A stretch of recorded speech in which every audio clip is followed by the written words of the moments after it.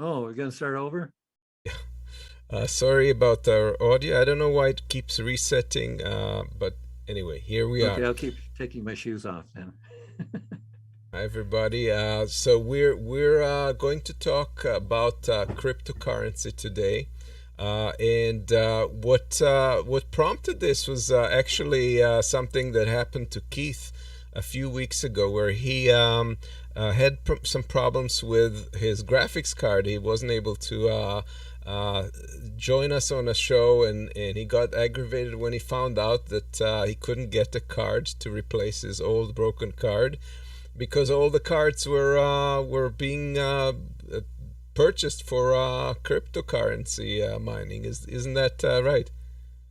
Well, yeah, that's a personal tie, and that's part of it. I did finally get a card. I only had to pay 150% of what I really should have had to pay for it in a normal world, and I feel good about that. I actually I bought a new card from Office Depot, and they were, yeah, a lot of the big box retailers are being careful how much they mark these things up. Where the prices are really out of sight is on eBay. Like right now, the one on the screen is going is that's an active auction. If I checked it today, it probably won't go up till Friday, just before it closes. And I'm not sure what's going on with the market right now, but yeah, new video cards are out of stock. They're very hard to find, and if you can find them, you have to pay a premium price no matter where you get it. And the reason is they're being used by crypto miners. Yeah, okay, the card that's I'm using right now in the computer, it's participating in this Zoom call here or our show. It's a what was I going to say? It's oh yeah, I had to it's like $500 Yeah. new, and Wow. I had to pay 600 for it, over Yep. 600. So this is like one of the side effects of this whole industry, but it goes far deeper than that. There is various other implications, and we'll be delving into those and what crypto all means. And I mean, there's a lot of stuff in the news. Some of it is confusing, some of it is inaccurate, some of it is alarming. And so we're gonna try and make some order in all of this mess. So let's talk about what what how cryptocurrency came about and what's the idea behind it and so forth. Yeah, let's do that. The good slide there. I compare it to the tulip mania back in the 1600s as well. What happened was somebody, you'll help me with the names and all this, Amos, but Yes. there was something going on where somebody tried to start a currency, and the government shut them down right away. And then this Japanese guy came out with a white paper and started Bitcoin, and things have not been really the same since. Yeah, and we don't know for sure that he was Japanese, but his acronym is Satoshi Nakamoto, which lends us to think that he might be, or at least in origin, maybe he's Hawaiian, who knows. But there's been a shroud of mystery around it, and we will talk about this in a minute. But first, what is cryptocurrency and what is a blockchain? Keith, what can you Right. say about Yeah. this? Good. Well, let's get right into it. You can't get very far into cryptocurrency without having to find out what a blockchain is, because all cryptocurrency is based on the idea that there's a ledger, or there is a record out there somewhere that everybody can go to see what money's been spent by whom and by for what and by all this. And it's invasion of privacy, right? But that's not the point. The point is that it's a ledger.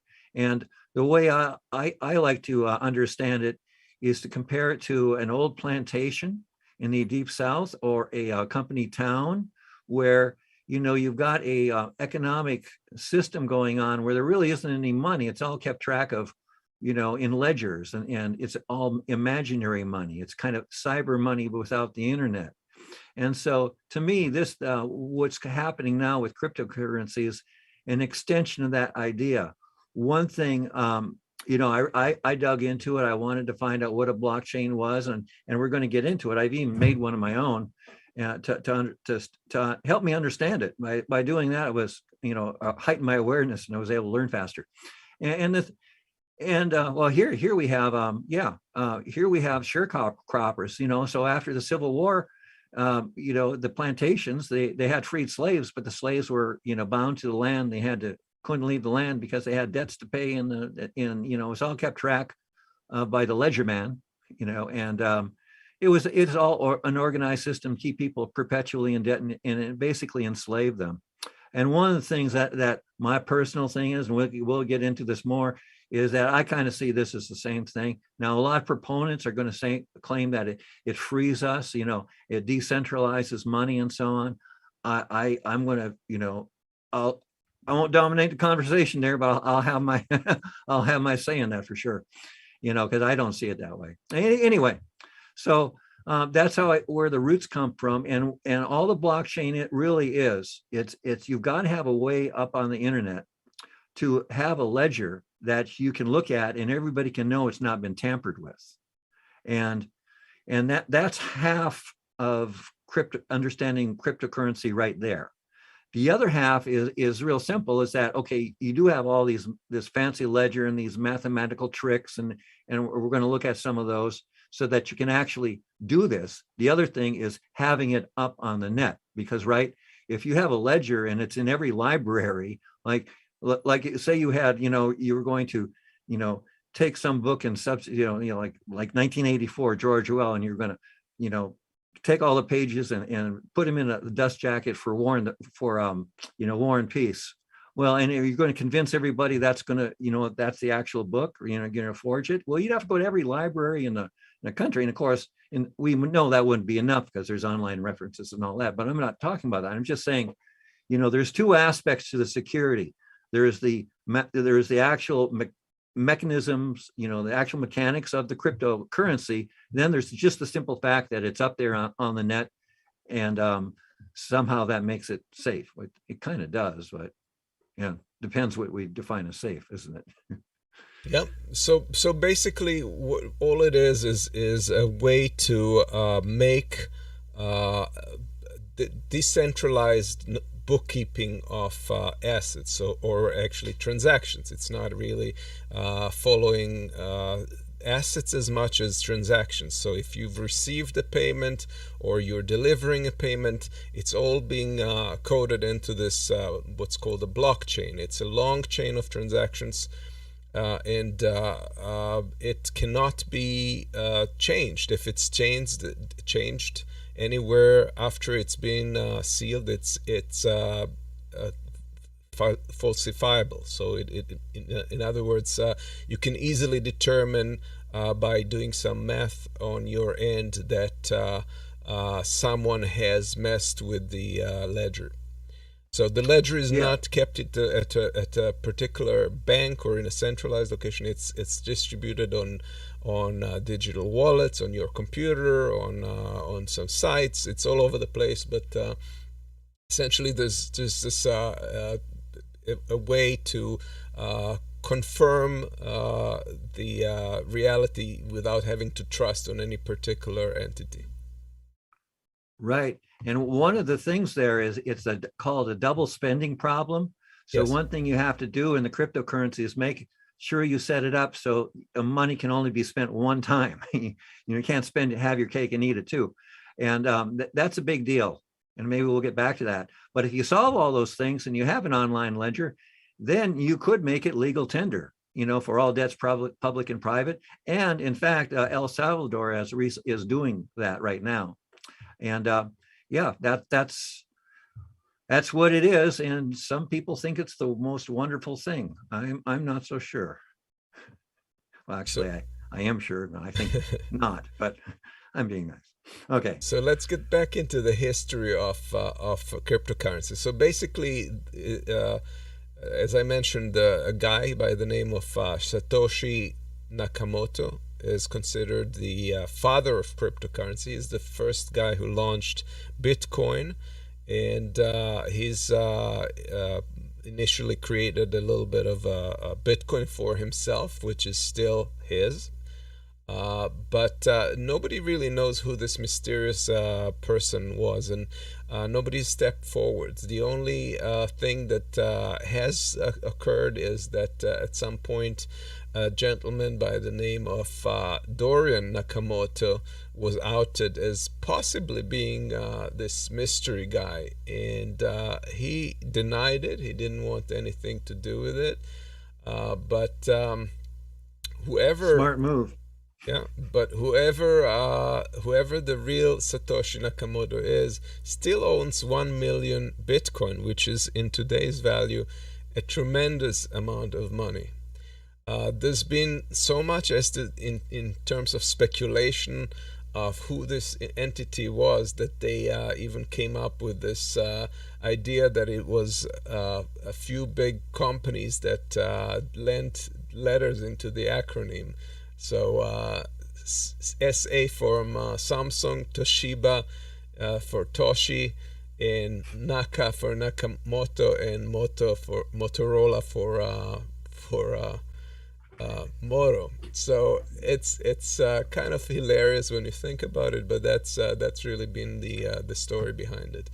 So basically, let's talk a little bit about how Bitcoin per se works, and this is particularly Bitcoin. It's not all currencies. All currencies have different types of proof. Proof is just basically a validation of all the transactions in the queue. And we have basically,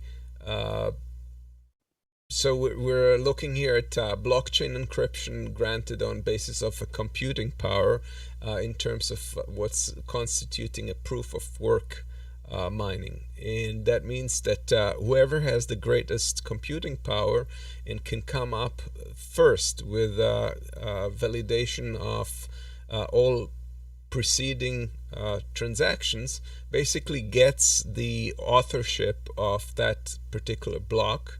Block is kind of like a page in a ledger, so it's composed of multiple transactions.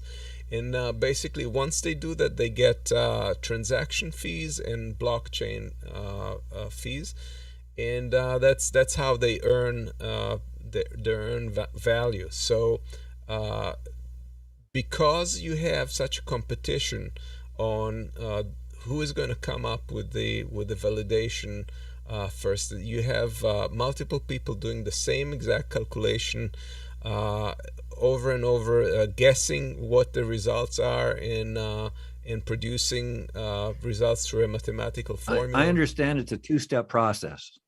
Yeah. Yeah. First, they go through this.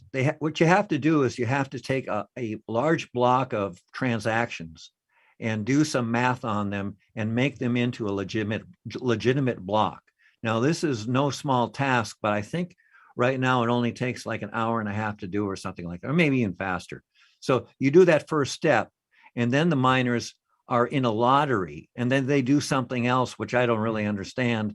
And at the end of that, the winner gets to put their block into the chain, and then it goes up on the net and becomes real, whatever that means. You know, it's authentic. Right. You know, right. If somebody's cheating you, there's a record of them cheating you. Sorry, you know, but you know, for good or evil, it's up there. But to get up there, you know, they have to go through this process, and at the end of it, they they get awarded, like, if you do, I think it's like 3 or 4. I forget. It's a small number of bitcoins that you 12, get for doing this work. Is it 12 now? Yeah. Oh, yeah. That's right. It's right. It started out as 50, and then it went to 25, and it's 12. And over time, they make it lower or something like that for some reason. Yes, every like with passage of time, the transaction, the blockchain fees are going to reduce, but the transaction fees are going to remain. So, but since the coin's worth more, it's probably works out better, or could work out better. Yeah. Yeah. So anyway, that's how they actually get it, and it consumes a massive amount of power, which we'll be getting into. But that's basically it. And like one thing to make these valid blocks, you know, if you have you turn out would have this text, math, whatever, all these ones and zeros, and it has to start out with at least 30 zeros. And how you get those, don't know. But there's all Basically, sorts of yeah. algorithms that have to be done. And that's one thing that kind of frankly bugged me a little bit, is that when I first heard about this, I thought like this blockchain was going to be like this really attractive, sexy, mathematical idea or something like, like when I first learned calculus, it was really cool. Wow, this is, you get excited, I get kind of a rush over technical things sometimes, and the thing though is Bitcoin's not, or cyber currencies in general not. They're just a collection of algorithms, many of them inefficient. And what does that have to do with the show? I don't know. Let's move on. So we have a demonstration for you also regarding that, if you stick around. But basically, as Keith mentioned, it's very computationally heavy, and because of that, and because you have to go through all of the transactions down basically to the initial transaction, the first Satoshi creation of Bitcoin. That means that you have to of course spend a lot of energy. So so basically, mining is only affordable to entities with large capital due to the infrastructure costs. You have large companies that run warehouses full of computers, and computers that are dedicated to doing exactly that, just mining. And not everybody can afford to do so. So the idea of decentralizing is kind of countered by the fact that you're getting it into less and less hands of entities that can afford to mine, frankly. So that's kind of backfired. It didn't quite work as Satoshi Nakamoto initially predicted. And now if you were to try and perpetrate a fraud, you would have to basically have more than 51% of the computing power in the world that is validating Bitcoin in order to have 50% chance of succeeding with a fraud. And that, as you can tell, if you're shrinking the pools of people who are doing this, you're increasing the chance of such a fraud, even if it's theoretical at this point in time. But nevertheless, but that's not the worst of it, though, Amos. I mean, what country are we on now? Right. And during this getting this thing together, we gone through quite a few countries. So I think Netherlands was one, Argentina was one. But anyway, Bitcoin uses as much power as these countries all by themselves. And like if you were reading what I just said in print, you would stop and reread it. So I'll repeat it. Bitcoin uses the same energy as many countries in the world. I mean, we're not talking tiny countries either. I don't consider Argentina tiny, the Netherlands tiny, Denmark. These are Bitcoin is actually using that much power. I was trying to remember everything about when we started the show about my video card, right? So the card I finally wound up getting, it's worth $5 a day. If I want to sign up, to some online service so that my, I'm in their pool and like participating in the mining, supposedly I could have my computer earn $5 a day, and that's just an ordinary, kind of a very nice desktop computer. And I'd rather talk to you guys, but it could be, that's where it is. Yes, it's obscene, and that's why I really get in. And anybody who cares about the environment, energy use, the climate catastrophe, emergency, whatever you want to call it, you can't be okay with what's going on with Bitcoin, and that's the worst. But and the arguments made, there are a lot of weak arguments made, like, well, we could use renewable energy and all this. Well, the problem with that is you could actually use a renewable energy instead. The substitution game doesn't work. Right. And also that's just that's just baloney anyway. Nobody's actually doing it, or will they? This isn't controlled by anybody. You can say anything you want. There's no regulation. That's nobody going to make people like lower their energy use. It's it's out of Right. control, and it's going to keep going that way. And one thing I found is that all these things are computationally intensive. You can't get around it. And so one of the things people will say is that, well, yeah, Bitcoin's really bad. Sure, it uses the same power as Denmark, but this other coin doesn't. And I think it's just really playing games. And no matter what way you go in this, you're winding up getting into a mathematical arms race against somebody who's trying to forge, or other people you're competing against. And over time, that's just going to up power, I think, in no matter what coin we're Yeah, I'm talking not sure. about. I disagree on that point. I think that actually there are solutions for the thing, but let's just see. We have a couple of clips regarding proof of work and how Bitcoin stresses the energy issue. So let's watch.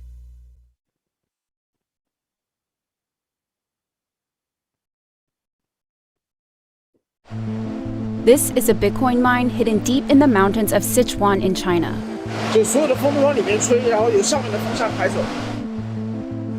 And its rival is on the other side of the planet, at a former factory that used to make denim for Levi's.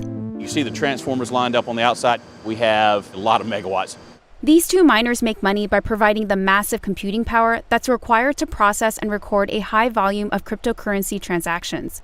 Business was soaring as Bitcoin hit new highs in early 2021. It's hard to sleep. You go to bed at night and you wake up and you look and holy crap, it's still up. Last year, China controlled 70% of the global processing power that runs the Bitcoin network. And that means the majority of the cryptocurrency's global transactions are routed through these computers in China and recorded by miners here. So a group of US miners is raising hundreds of millions of dollars to win a larger share of Bitcoin's processing power. When capitalism in the States decides it wants to get into a market and get into an industry, it moves heavy capital there. They say their work is also meant to protect Bitcoin. Industry insiders say the Chinese government has already cracked down on some crypto entrepreneurs and could potentially disrupt global trading by asking miners in China to block certain users from making transactions.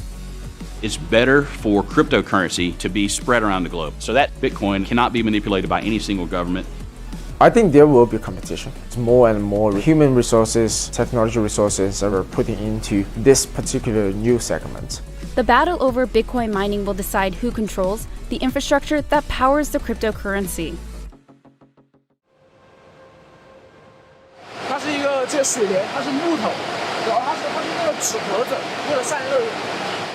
Yu Long Liu started mining during the previous Bitcoin rally in 2017.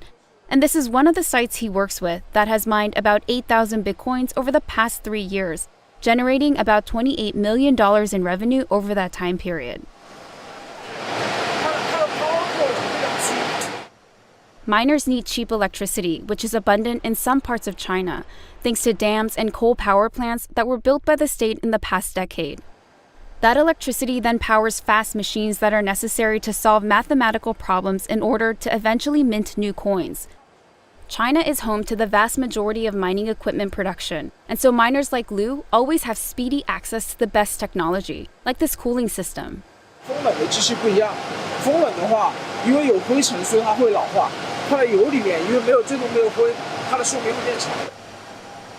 the industry in China lives with uncertainty. Liu asks to keep the location of the site a secret because he says he's not sure if the government will crack down one day. While mining itself isn't illegal, virtual currency trading and crypto exchanges are banned in China because they're seen as risky to the country's financial system. In the past few months, Bitcoin industry insiders have said that Beijing accused some Chinese miners of money laundering and froze their credit cards, making it difficult for miners to pay operating costs.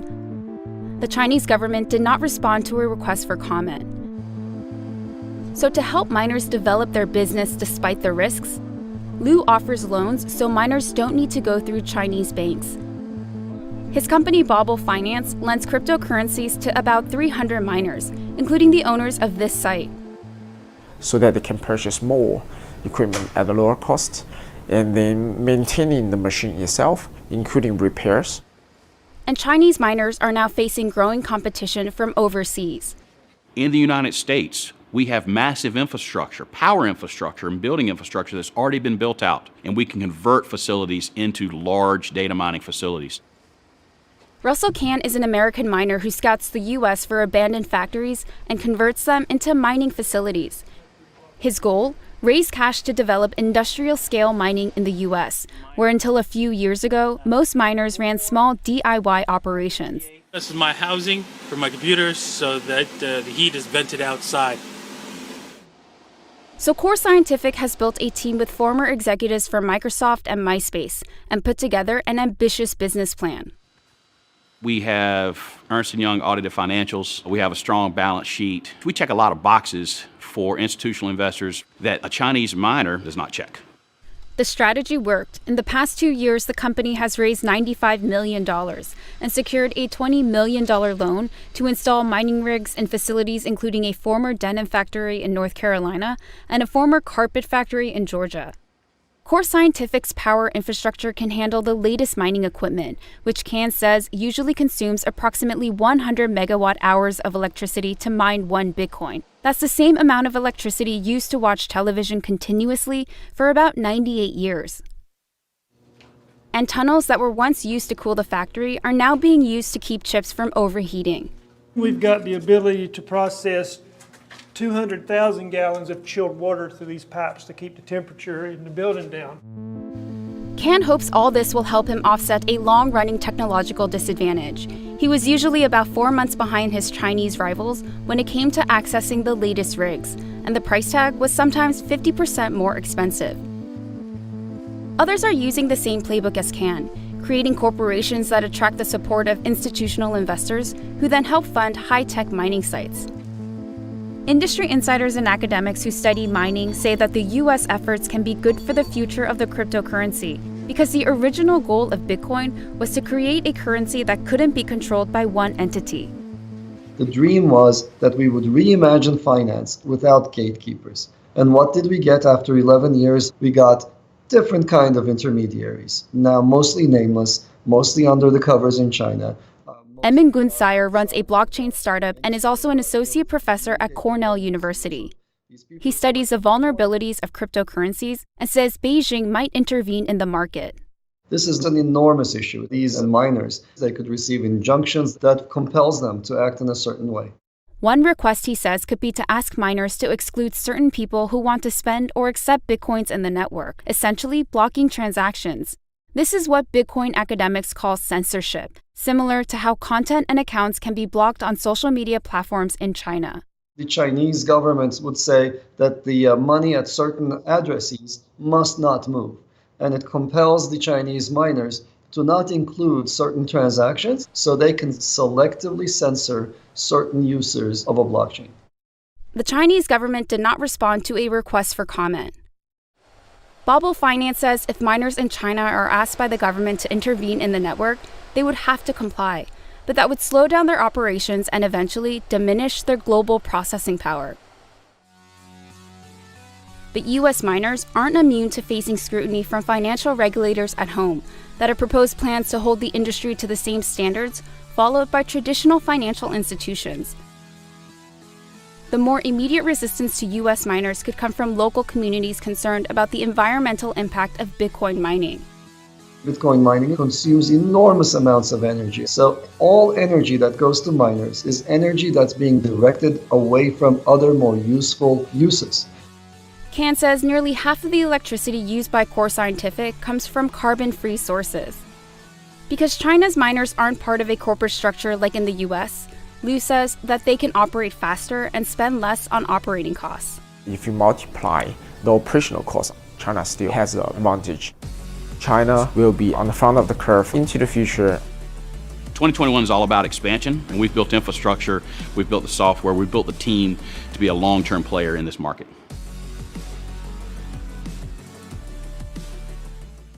Yeah, so you see how ridiculous this thing is. Now, what these people are using are this device here. It's like a jacked up computer that's specialized to just do floating point calculations, calculations that are basically used for the purpose of validating. So while a CPU or a computer can do a certain number of validation actions, a graphics card is maybe multiple times more efficient, and this thing is Well, yeah, there's a reason for thousands that, of times more. Amos. That's because of the parallel processing. Yes. Yeah, specifically NVIDIA cards with GPU processors are the prized ones. And there, what you've got is I believe on the card I have, there are about 2,500 very small computers.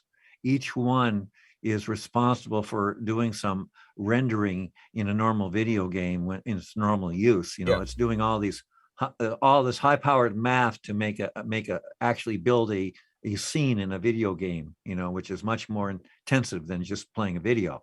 Right. And so here what they're doing is they're repurposing that mathematics. And I'm thinking right now that if we find out how much renewable energy is already in the world, and I'm not even sure that all the renewable energy that's currently being used is enough to support Bitcoin where it is right now.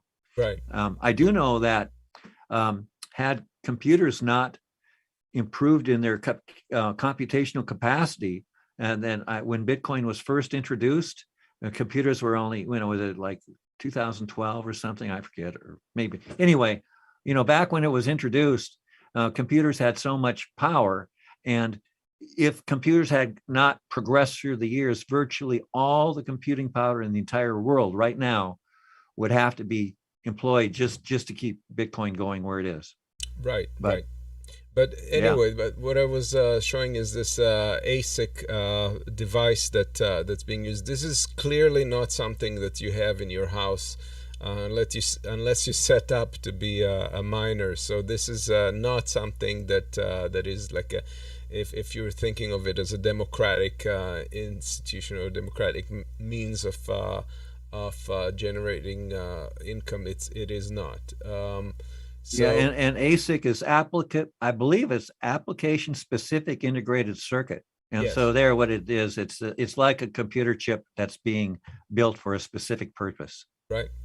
And here's another little video that will demonstrate how the proof of work mining is not a good idea.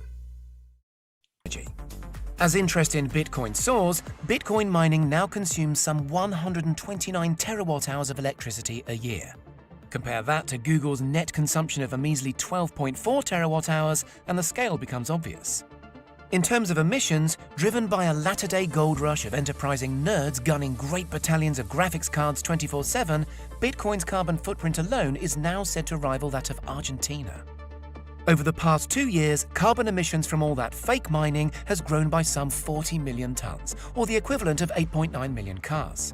Bitcoin is a bigger emitter than American Airlines and is fast catching up with the carbon footprint of the entire federal US government.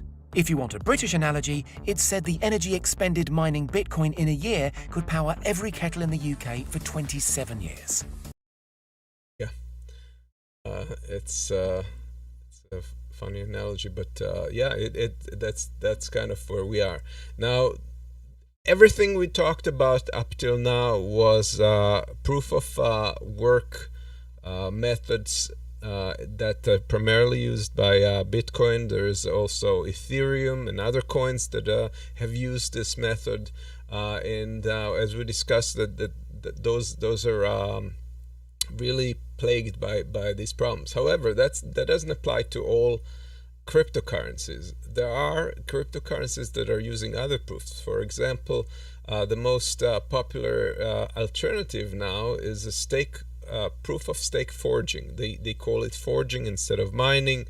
It's a minor thing, but it's basically you're not entitled based on your computing power, but rather you put out stake a token amount of money that you put as collateral, and then you're allowed to validate. And that assignment is done pretty much arbitrarily, randomly. And so you don't have millions of computers trying to solve the same exact problem at the speed of light. So it takes this whole thing out of the equations, and as a result, it is a much more efficient means of processing this currency. So But that's, we still have Bitcoins. It's here right now. we And, still have you know, Bitcoins, of course, and yeah, that has it's, not been right now it's consuming power. And we're, you know, just absolutely. because we could have something better doesn't make what we're doing okay. No, but there are alternatives, and people could switch if they wanted to right away. They could switch to a more energy efficient coin. There was, for example, a coin that was produced by the name of Monero that works the work of stake, the proof of stake method, also attributed to Satoshi Nakamoto. Because they found that a paper that is published contained the same exact language that was used in the final filings of Monero as a currency. And this Funny you time, should mention Monero, because you know, certain people that are into it have actually compared themselves to Christianity, because yes. there's some religious aspects to this thing. You know, like, well, okay, one thing I'm going to put out there I just, and that's our okay. next slide. So I just wanted to say this time this Satoshi guy appeared as Nicholas van Saberhagen, if it's the same person. So this whole thing with the controversy is an ongoing thing. But yeah, let's talk about Monero as a religious artifact. Right. You know, and I was just saying that one thing when I've been, you know, watching different people talk about the cryptocurrencies and so on, and most everybody who's on the web and they're representing it as being a good thing because they have some kind of financial angle involved in it. And, you know, it gets to be almost a religion, the things they say. And but I want to put out something, you know, in that Bitcoin or any of these cyber currencies don't give us anything that we don't already have. We already have a digital currency. You can use a Visa card. You know, I don't see that any cyber currency really gives us anything that we don't already have. But that's me, and other people don't agree with me, and they don't see it that way. And so you get all sorts of people, you know, saying that it's a wonderful thing, decentralize this, and I kind of see it backwards. I kind of see it as like you're sort of, you know, you're putting oppression up in the blockchain for all times, and that you're freezing the way people do business, and you're you know, I mean, cryptocurrency to me, I'm seeing it as a you know, a libertarian's wet dream. I mean, somebody who doesn't like government, who, you know, oh, they love this stuff, you know, because government is always out to get us and they never do anything good. So yes, they shouldn't have the money, you know, even though the money has pictures of presidents on it, and we probably wouldn't, you know, I mean, I would really myself, I don't see that it brings us anything that we don't already have, you know. And these people with almost a religious zeal, you know, they amuse me. And one thing about the comparison to the Christianity thing is you know, easier, you know, getting through the eye of the needle and all that stuff, you know, and yeah, like so if a man can go through a virtual needle, can he tell God to fuck himself? I mean, I'd like to know, you know, because he's a class, you know. Whoever loves money never has enough. Whoever loves wealth is never satisfied with their income. This too is meaningless. That's it from Ecclesiastes. There, I said it.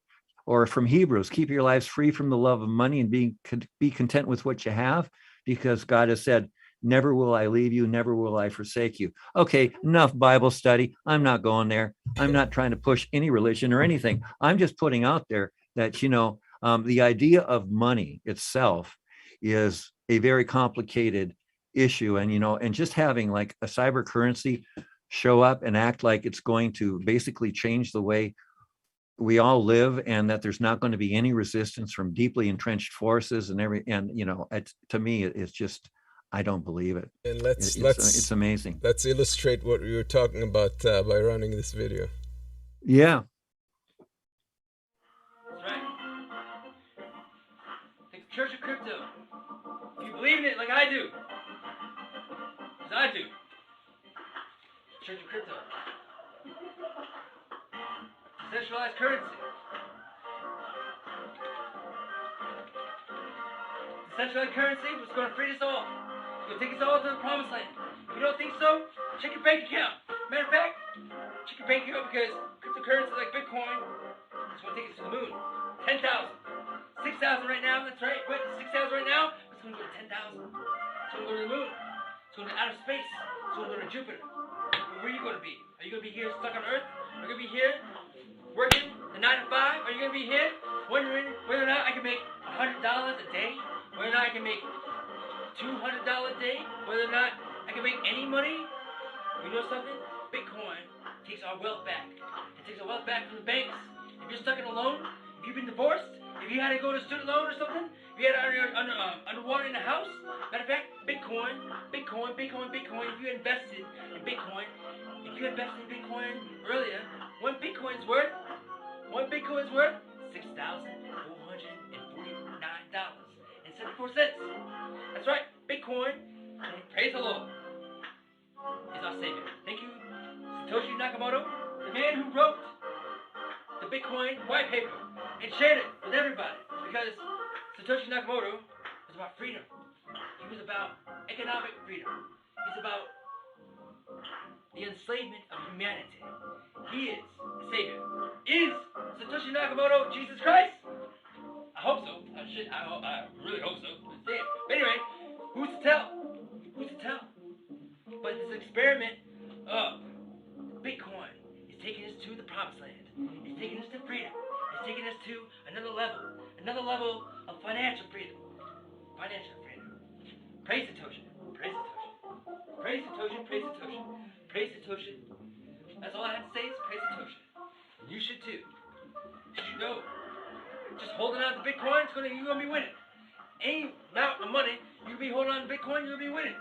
You hold $100, you hold it $1, you hold $1,000. Either way, you're gonna be winning, because today Bitcoin's worth $6,449.74. $6,449.74. That's right, Bitcoin is going to the moon, and you get to be on that rocket ship Bitcoin. You don't think this is a joke? Man, they thought this was a joke back in 2009. They thought this was a joke back in 2010. They thought this was a joke in 2012. They said this shit was a fraud in 2017. Thank you, Jamie Dimon. Thank you, Jamie Dimon. Thank you, Jamie Dimon. Oh, thank you, Jamie Dimon. Thank you, Jamie Dimon. I swear. Oh, man. Oh, Lord. 6,000. Oh, my gosh. 6,000. I got money all over the place. I can't do anything with it. Oh, my gosh. Oh, thank you, Satoshi. Thank you, Satoshi. I got $6,000. I got more than $6,000. I got $6,449. You ain't got nothing. What you mad about, huh? Are you mad? You need to get in the game. Come on, man. Get down with Hallelujah. Get down with Bitcoin. Get down with Bitcoin. Get down with cryptocurrencies. Because Bitcoin is going to save us. Hallelujah.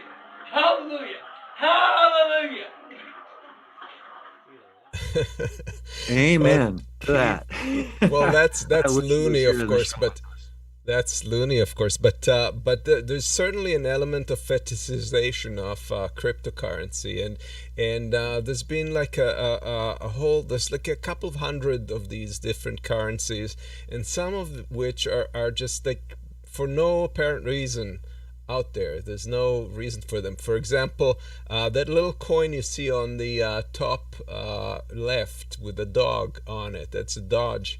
And that currency was created in 2 hours by its creator as a joke. Right after it Well, yeah, was originally created, by a joke, and then he was contacted by a guy with some hacking skills, and then they made a coin out of it. yes, And that coin has actually been compromised too. There was a huge fraud case involved in that.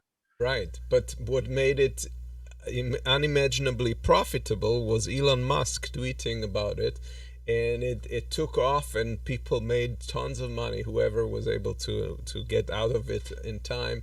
But that's the kind of the ugly side of it, is the speculative aspect of currencies, because some people treat it as a stock, and you can make money as stock on it, but it's really more suitable for like long term investment than it is for stock, for kind of like well, honest, the thought strikes me that if you don't have a lot going for you, it would be a really hard thing not to believe in something that might make you rich. I mean, this is a perennial problem. It's like poor people spend a lot of money on lottery tickets and rich people don't. Do the math on that one. Yeah, true. And yeah, people in desperate straits can't make a balanced decision on these things. And yeah, who benefits in all this? That's a very good question. So what's this slide about? Blockchain a solution? This thing just relates in a tangential way. I was doing work. I ran across Tom Hartman, and this is actually a video from a Seattle town hall meeting. I go to these town hall meetings sometimes, or have in the past. It's a very nice thing in Seattle. It's a tradition of the old meeting hall, where somebody wrote a book. They go to city before the internet, and they give talks and stuff. So here he's talking, and we'll remember as it plays why I put it in here. It definitely relates.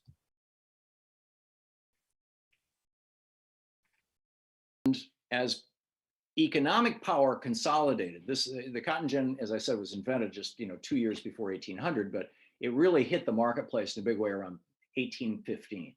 And so by 1830, this consolidation in the South was well underway. And in every single one of the cotton producing southern states, which was the majority of them, what we saw was the large plantations getting bigger and bigger and bigger, these families getting richer and richer and richer, and all of them turning their eye to politics. They took over their state governments. They were already running a police state. In my first book on the hidden history of guns and the Second Amendment was written the way it was written to protect the slave patrols in Virginia and South Carolina, and Georgia, which were the militias of the day. And so they already had a police state infrastructure, and the South had become a rigidified oligarchy.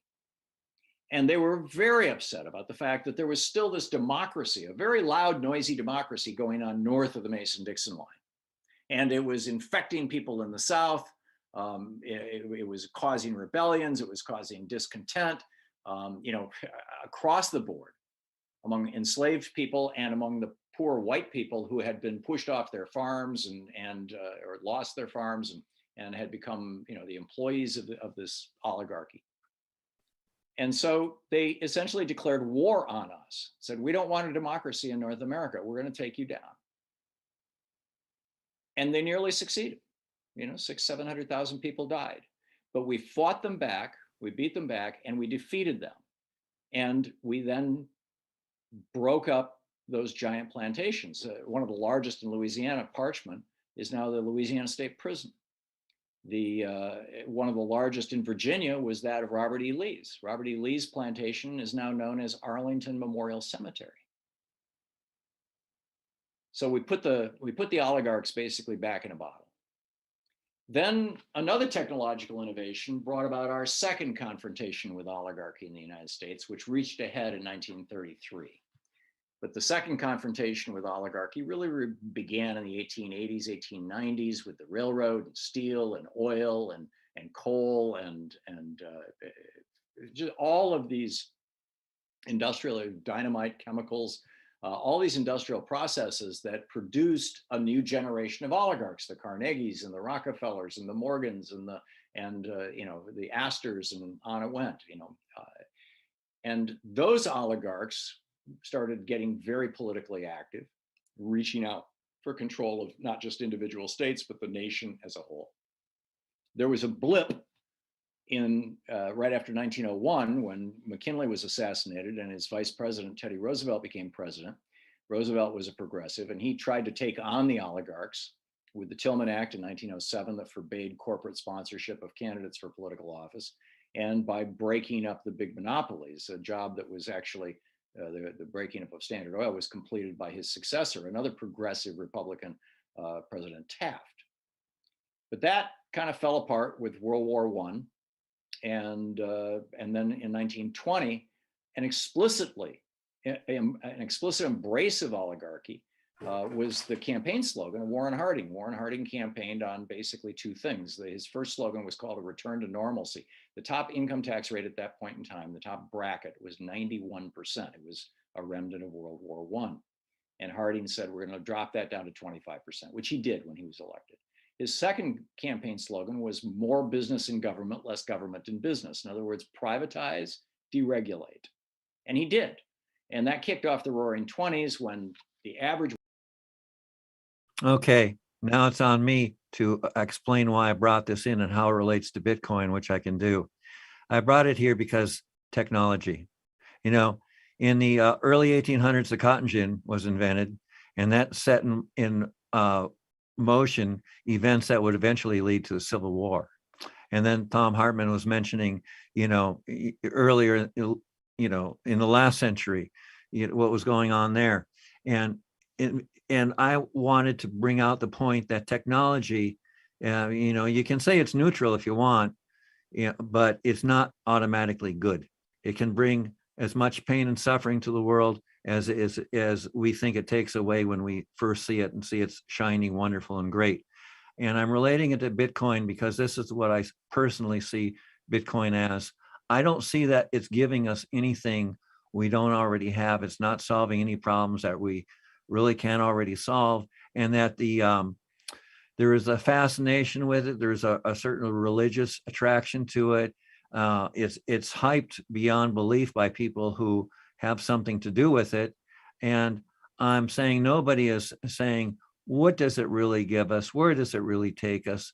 Because as people, we don't question technology. It's really not in us to do so unless we put it there and make a discipline out of it, which is perfectly, you can do it, but our socially, we don't.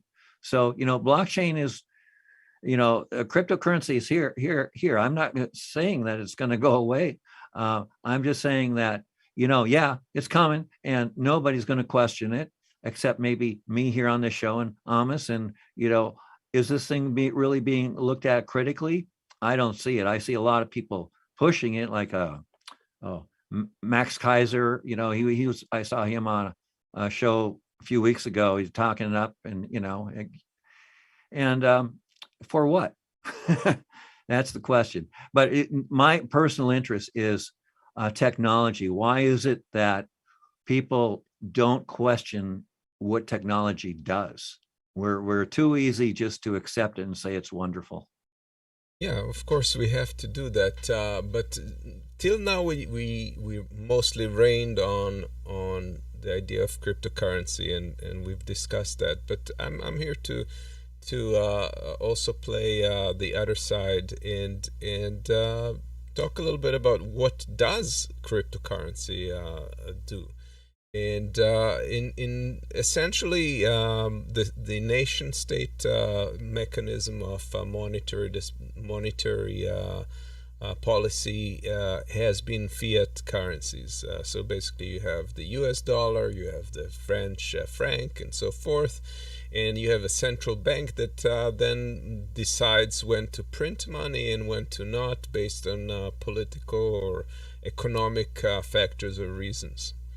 Now, this currency is not the same. They created basically a digital currency that is printing money based on a mathematical formula, not based on governmental decisions. So basically you could argue that it is much less prone to inflation or no, I wouldn't say that. I'd say it'd have to be neutral at best.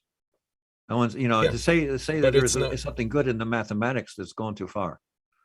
What I'm saying is it's predictable. It is in that sense. It is volatile as a currency.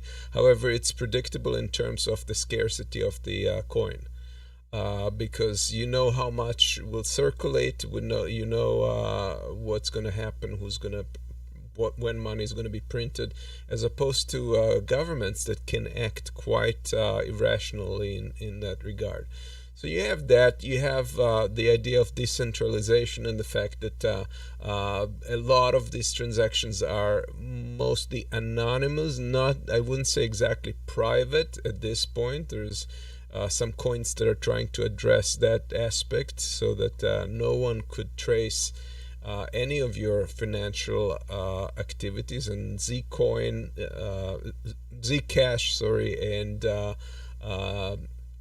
and Ghost and some other currencies are such currencies. And the question is whether governments are even going to allow that to happen, because there's a question whether they don't want people to trade with complete anonymity. But mostly when you're trading, you are anonymous, although it can be traced back if somebody really attempted to, in terms of your IP address or whatever. But so you have certain amount of privacy, even if not complete at this point, unless you're using one of these secure currencies.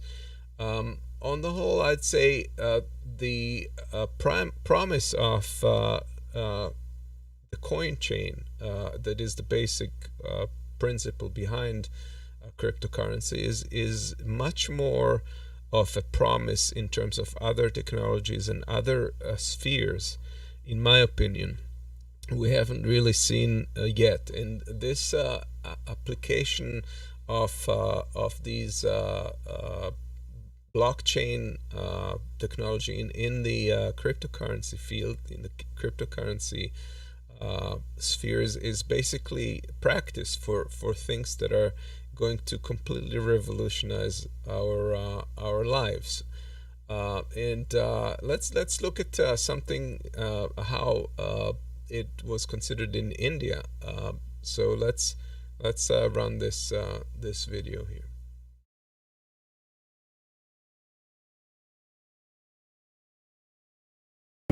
So how can you use blockchain to transform a country, and a country like India?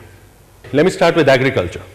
Look, agriculture, for us to do anything in transforming India, we first have to look at agriculture. Agriculture is 16% of our GDP.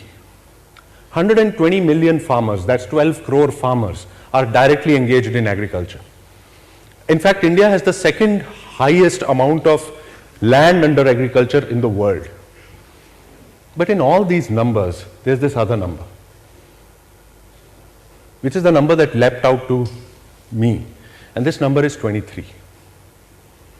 23 is the number of farmers who kill themselves every single day in this country. Every single day.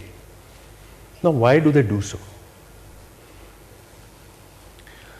They don't have farm equipment to make yields happen. Even if they own land, the land is very small. You can't do scientific agriculture. You can't get output based on the input that you put in. Even if you own that land, most of the times it's not recorded as theirs. And so you can't get financing. for all the inputs that they want, and they go take loans from other people, and they end up killing themselves. Now, how can blockchain help here?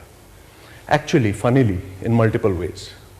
For example, as Mr. Mahindra realized a couple years back, the blockchain is ideally suited to create a new Uber. To create a new Uber for tractors without actually an Uber being there, and in fact we are creating that, and where the costs become much lesser, and smart contracts, provenance, lack of hackability, etc. makes it much easier. In fact, you can go a step further, and blockchain is the ideal technology to create fractional ownership. And so 11 farmers can own one tractor, which is still easier to do, and all the financing bit and all the complications that arise from there can actually be taken care largely by this technology. Land. The governments all over the country are actually digitizing land or trying to digitize land, as you know. The problem is, even if you digitize it, someone can still go hack it, someone can still go change the name, someone can still do whatever they want with it, take ownership, and in fact, if you digitize it, you only know who it belongs to. What you don't know is who it belonged to, and what was the provenance of that land, because that's also sometimes very important. Again, blockchain can come in and solve these problems. In fact, Andhra Pradesh has already started doing so in India. They've started moving their agricultural land records to blockchains. And finally, what excites me the most, frankly, is the fact that you can actually use blockchain better than any other technology to do consolidation of these small plots into one larger plot, larger acreage. And so, you can then do the harvesters on that and the tractors on that and inputs on that. And the blockchain can actually take care of whose land, how much input happened where, how much output happened. Smart contracts can actually, move monies, move inputs, outputs. And so there's a massive agricultural transformation which can happen through this technology. Take energy, for example. Energy in a rural context. Now, today, power or electricity for us is a centralized concept. One power plant, power distributed from that power plant. Works in cities very well, doesn't work in villages. It doesn't make economic sense. You have to produce power where you need power. Possible to do. You can use solar, you can use wind, you can use other things. But then the problem is, how do you make it economically viable? There will be certain houses which will be producing more power, they don't need it. There will be certain places which will not be producing power.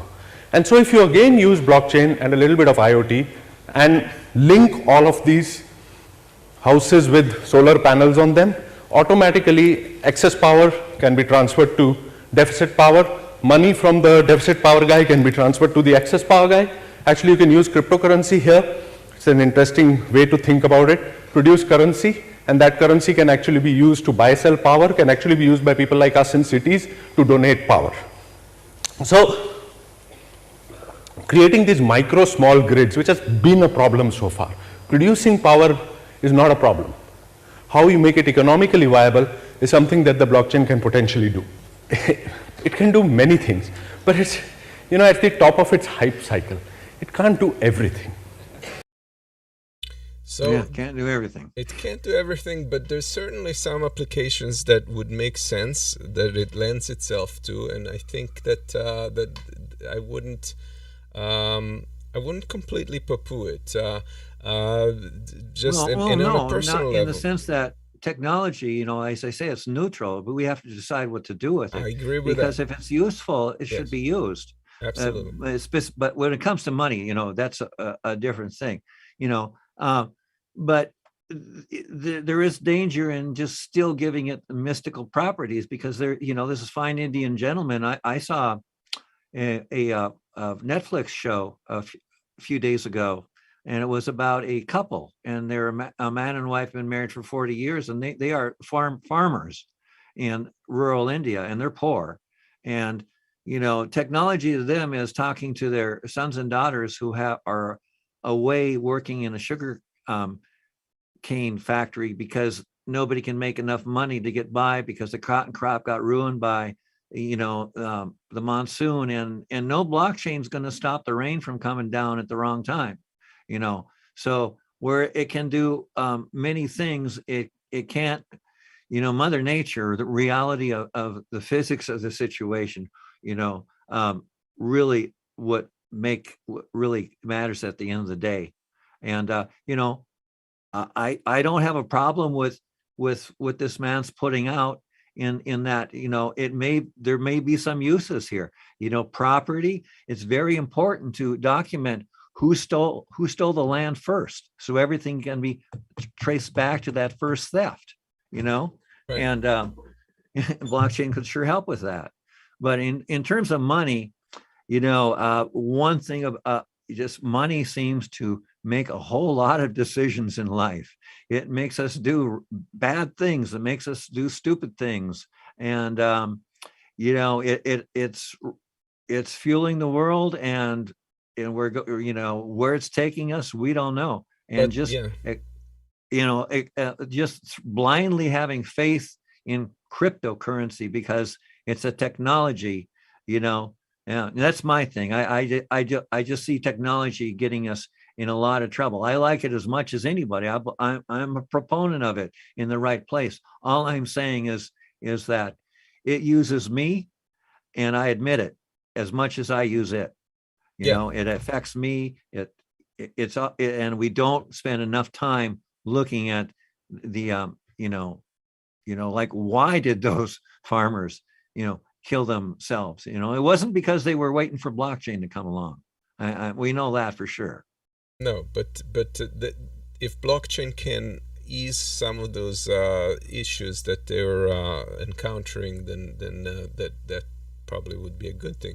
But another thing that you have to consider is the fact that currently international currency exchanges are basically methods of taxation, because when you're buying and selling currency across and moving monies from one country to another, you're basically being taxed. You're paying not only wiring fees and so forth, but you're paying other the exchange rate differences. And so if you're dealing only with cryptocurrency, you completely override that whole economic structure.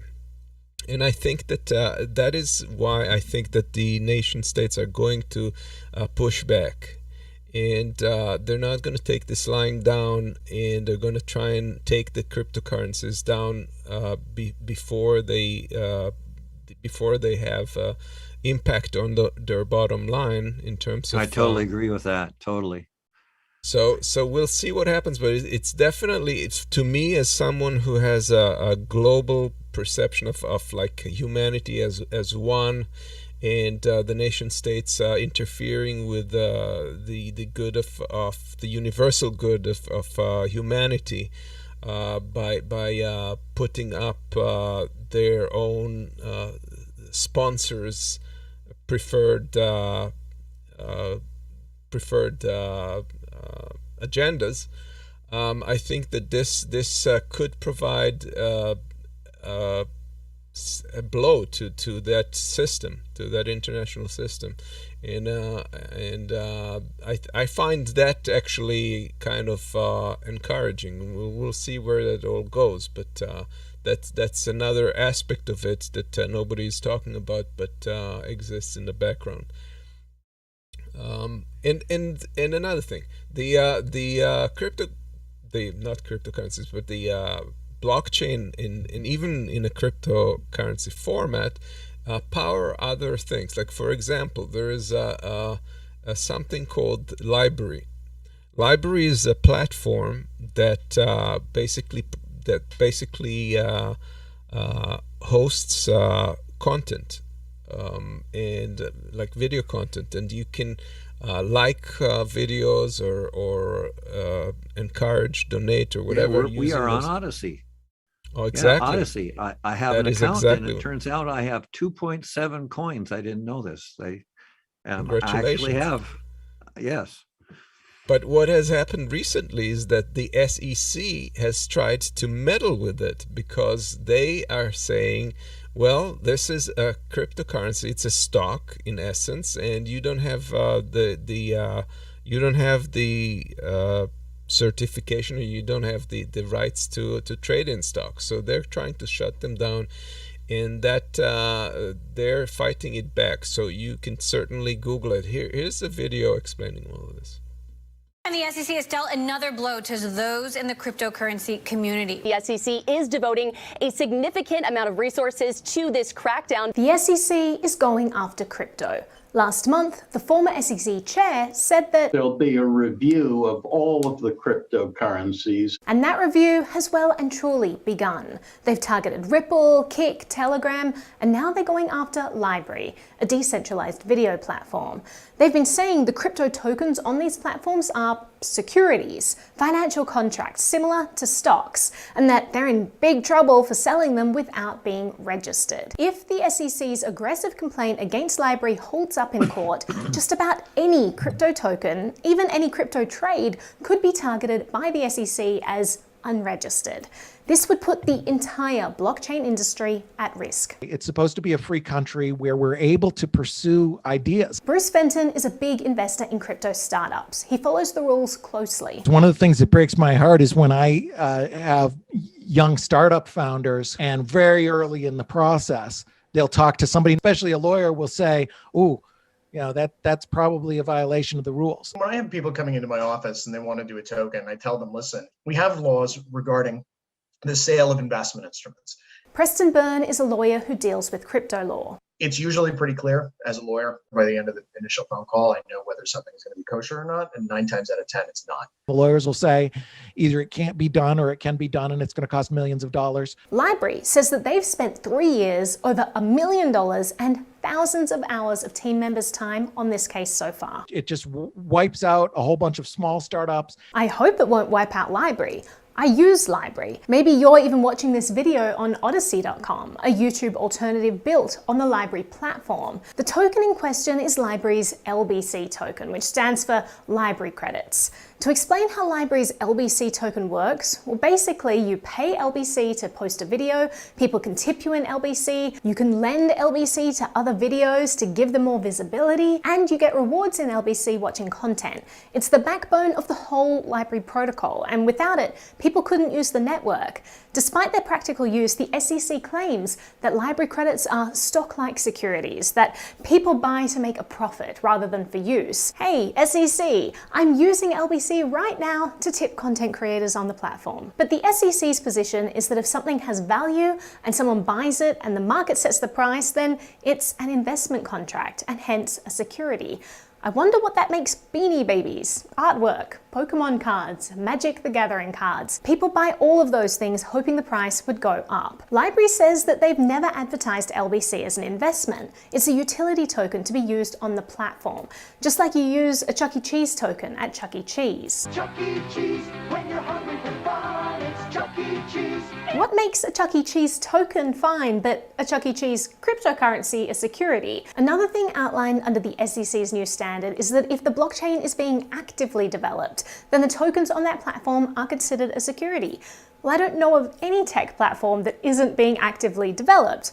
All crypto besides Bitcoin could be SEC targets now. Some already are. Some that would say cryptocurrency is a commodity. Some would say it's a currency.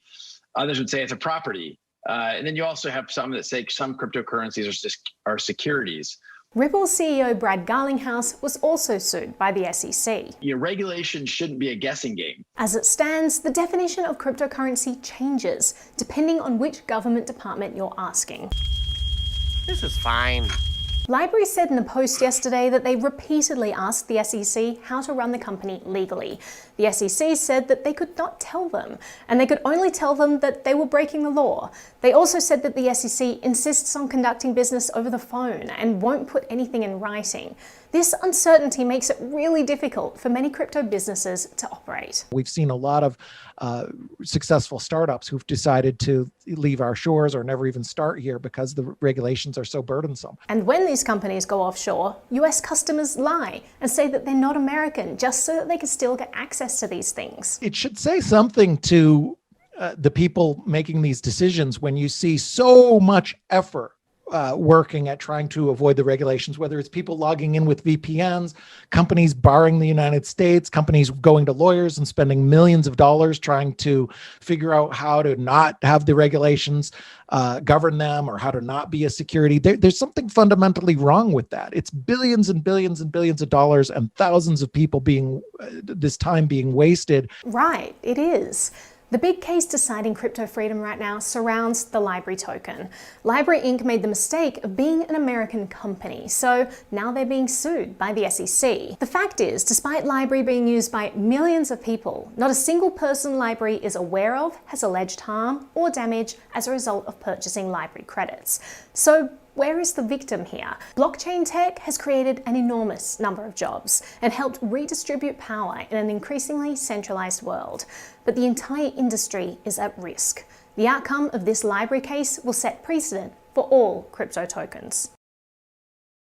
Yeah, so right now there's a tug of war with all these different applications, and if it infuriates you, check it out. Go to Odyssey, vote.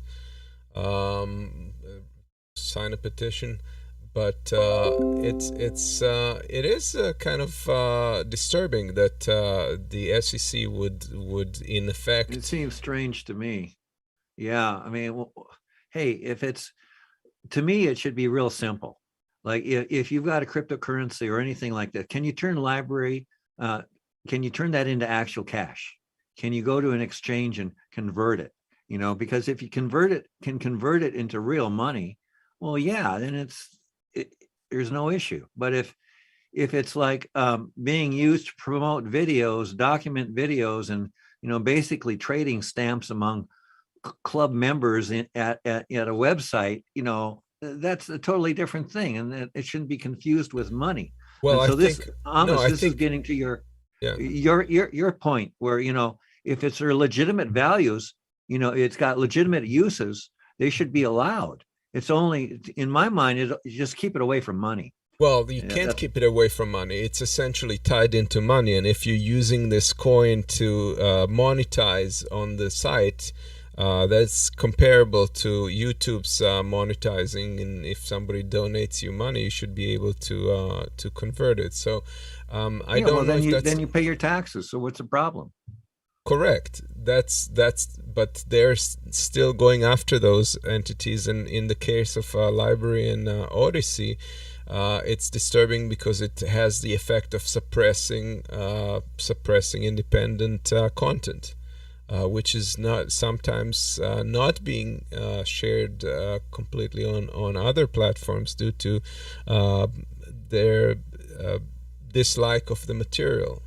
For example, YouTube will not allow most of our videos, because they have political content. They will not allow us to monetize them in any way, and it's basically we're doing it for free. But if that was our bread and butter, we would have a problem. So that's why being on Odyssey may be much more important to some content generations than others, and this is kind of interfering with that. So just 2 cents about that.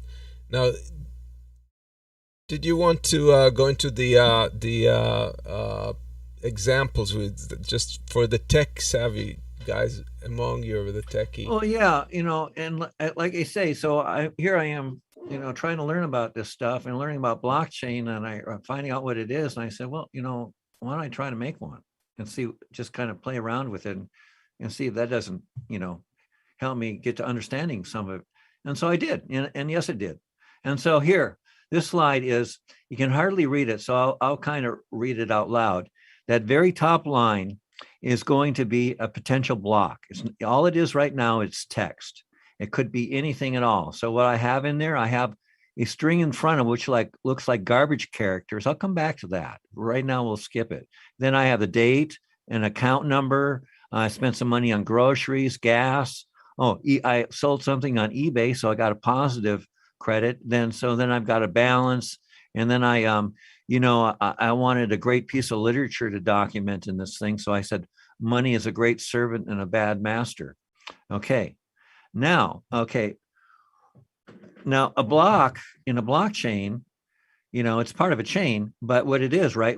It's some way we can look at it and we can know that this thing's real, that this thing's authentic. And I mean, it's only defining reality any way we want it by whatever. All we can really say is that this block has valid content. And if we know that it has valid content, then we can make a money out of it. Then we can make a ledger out of it and all that. So getting over on the right there, every letter has got a computer code in it. That's the ones and zeros it's made out of. And since I'm into such things, I know about these things. I know that one of the things that's done when you transmit a message is you can run a mathematical procedure on it, and you get a number, right? So if you're downloading something and you check and your number's the same, then whatever you downloaded didn't have any mistakes in it. And so I thought, okay, well, could I do something like that if I actually, whatever that mathematical procedure produced, if I could take that number and stick it back in the block and run it again and see, and if I ever got the same number out, then I kind of would have this self-documenting block. And so I tried it, and the first time I tried it didn't work. Oh, okay. And then I made a little tweak to the program, and then I found out it worked, and it worked out better than I thought it would. And then I started having fun with it. So that in the middle there is a block, but now it's been transformed. And in the front of it, it's got 3 numbers, 02, 1A, and 23. Now, those are arbitrary because they come from a previous block. I'm assuming a block exists, or I made a parent block. The details on that aren't important. The point is, once I made up the numbers, I couldn't change them. So I made those 3 numbers up.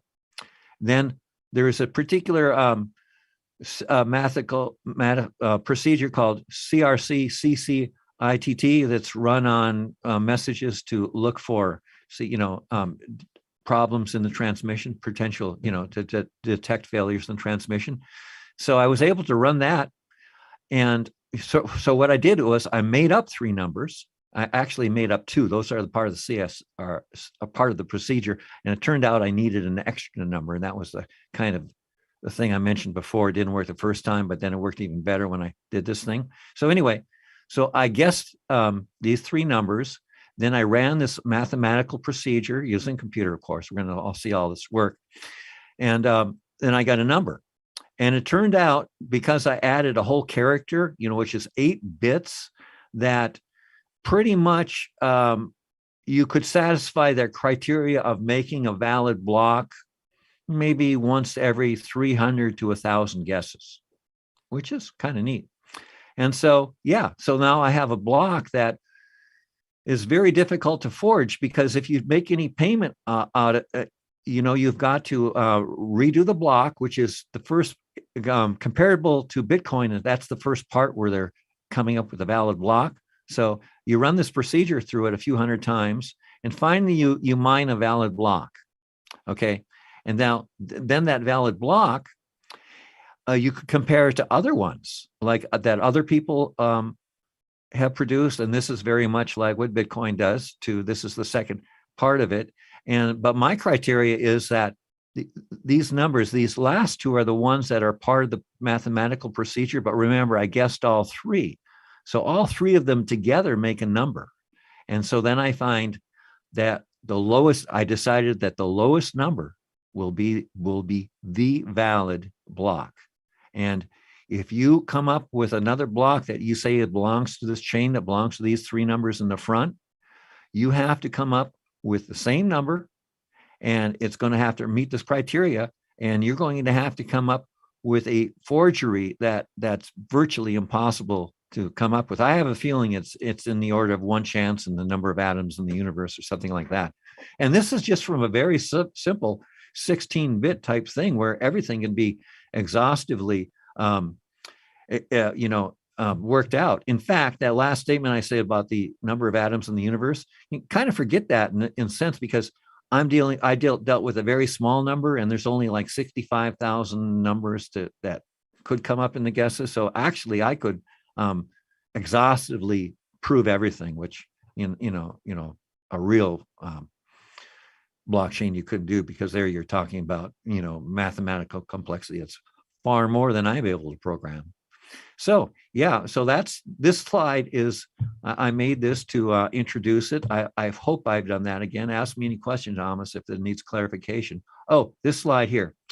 Yeah, this is the actual, this schematic diagram comes from a microchip, and it's a computer on chip, and each computer on chip comes with a book. It's called a data sheet, but they're never that short. They're entire books, and they're hardly ever printed anymore either. They're all online. And in this, there's a piece of hardware. So as a message is coming in and it's being received by this computer, it can actually run this this procedure using hardware to do exactly what you'll be seeing that I did. And so what happens is you've got a seed register, like basically you start from zero, you start from an initial state. So you have to load that. And then you have this polynomial register up here that has to do with the particular algorithm, and you can make different ones, and certain ones work better at different kinds of noise detecting and so on. We don't have to worry about that. All we had to know, is that this is where there's a magic number that's part of the mathematical procedure, goes in on top. And then what happens is the message comes in on the right and gets pushed in and cycled around. And then when you're all done, you give it some extra clock cycles, and it gets moved out to the seed register. Then you can read it, find out what was in there. And so basically, every time I guess my message, something like this was going on in my computer, and it did it, maybe 100 times a second. It just, incredible. It found, we'll see how fast it's finding blocks in the next slide, I think. No, not the next slide. The next slide is to tell you, so since I programmed this, anybody who does any programming knows about GitHub. And that's where guys that do programming go, and they can download and look at somebody else's code. So come back to this slide if you actually want to go and look at the code that I wrote to do all this. And what I did was I wrote a Windows application that uses what's called the SDL library. It's platform independent. It's not part of Windows or Microsoft or anything like that. And it's used by people who write game programs. And then I use an external library to write some C code to make all this happen.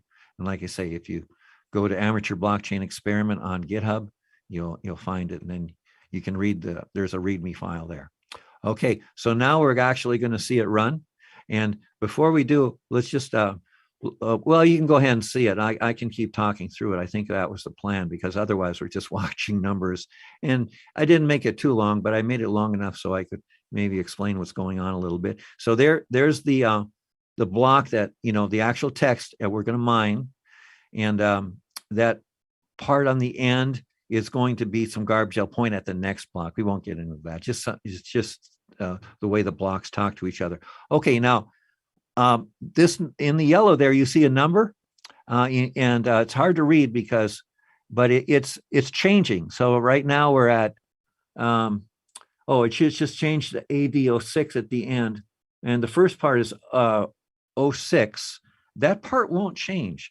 Any of these three numbers, like I say, I'm picking three numbers, and every time it picks three numbers that work, it's being thrown up on the screen there.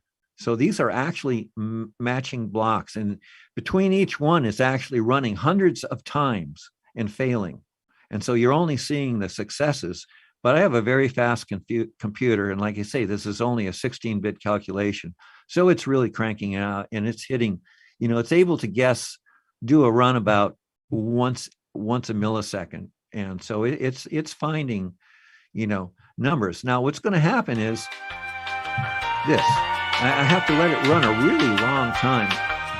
This is good music. I like the music. Yeah, keep going. Yeah. Yeah, so it's it's just cranking away, and I went out and then did some yard work and worked in the garden. I came back in and it was still working. But now you see over on the far right here, these numbers are all over 1,000, because it's found each block multiple times. And so by letting it run so long, without an exhaustive mathematical proof procedure, which could be done, this is just, I have virtually found every possibility because there's only 65,000. Actually, with the extra byte I put in, I made it about there's 1 in 16 million possibilities. And the one that right there that I highlighted is the 062206 number. And that is the block that, you're going to have to beat. You're going to have to find a lower number, and it's got to produce that number as its lowest number. That's what really makes it hard to do. And so it was just fun to play around with. And yeah, I could actually make something practical and document that. Yeah, this is documented. This is certified as being an official member of my blockchain can't be forged. Doesn't make my blockchain, the truth of anything I put in it, any more true or false. It just means that what I have in there is valid with reference to the blockchain. And all that hocus pocus is what's behind cyber currency, Yeah. And if that went over your head, don't worry about it. It's just a demonstration of a particular type of a proof. It's not necessarily it's not exactly how either of these cryptocurrencies work, but it's you'd have to have more involved in it. We'd have to way to upload things and secure transmissions and all that. But the essential key, the basic character of it, I did capture. And I think this example actually is a very good example, as in that it shows the basic idea behind it.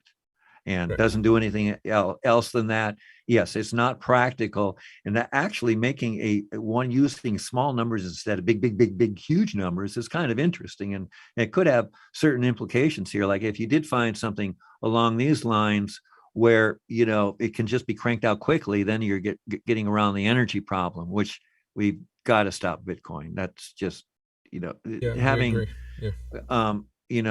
money consume as much.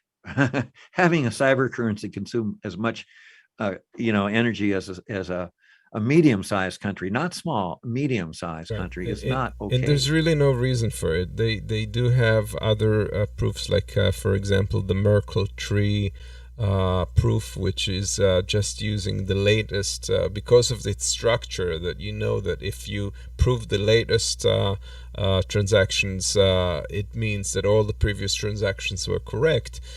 You don't have to do an exhaustive validation of the entire chain.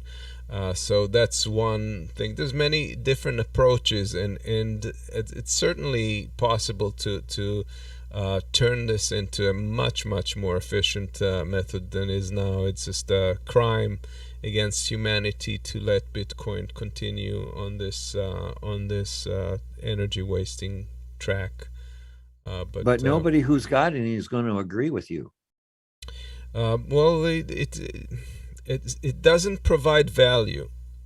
Essentially, it's not that using this energy somehow provides value. It doesn't. It could just as well be changed from proof of work to proof of stake or something else, and continue with the Bitcoin as a currency. Have no downsides to it. So it's really kind of criminal that they're not changing it at this point. And but I'm just saying, who would make them change? We don't have any entity that.